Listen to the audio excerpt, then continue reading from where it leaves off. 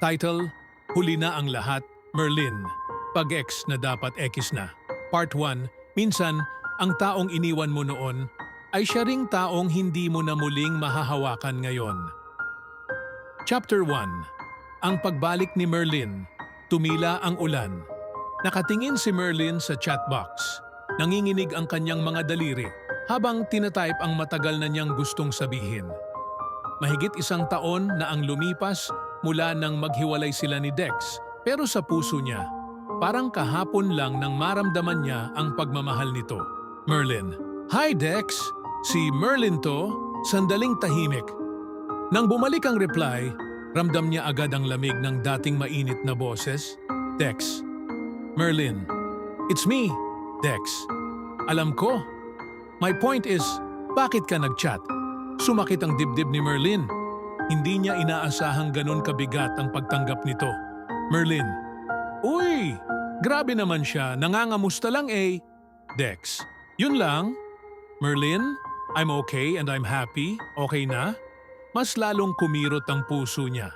Pilit pa rin niyang nilalaban ang nararamdaman. Merlin. Why are you so mean to me? Dex.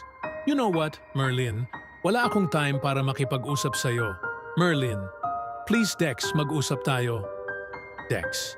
What? Merlin. Wala na ba talaga? Dex. Ano ka ba, Merlin, alam mong may girlfriend na ako. And I'm so happy sa relasyon na meron kami. Kontento na ako sa kanya.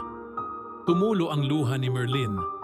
Hindi niya alam kung bakit ngayon pa niya ito nararamdaman muli. Ang panghihinayang, ang sakit, ang pagsisisi. Merlin. Pwede bang maging akin ka? Kahit ngayon lang? Dex. Ibang ka ba? Merlin? Ganyan ka pa rin hanggang ngayon? Halos wala kang pinagbago. Tignan mo nga yung sarili mo. Hindi ka ba naaawa, ha? Merlin.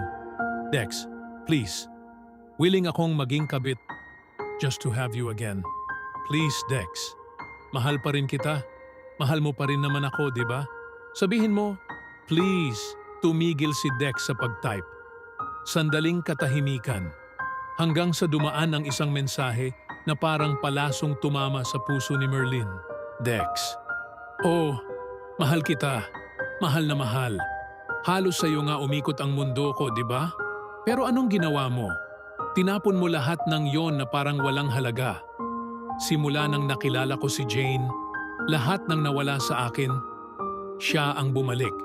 Siya ang nagbuo sa akin nang ikaw ang siyang sumira at dumurog noon. Mahal na mahal ko si Jane. Sa totoo niyan, papunta ako sa kanila ngayon. Magpo-propose ako. You know what, Merlin? Mahalin mo muna ang sarili mo bago ka magmahal ulit ng ibang tao. The end ng part 1. Hindi lahat ng bumabalik ay dapat tanggapin. Minsan, ang tunay na pag-ibig ay yung kayang buuin ka, hindi ang laging sinasaktan ka.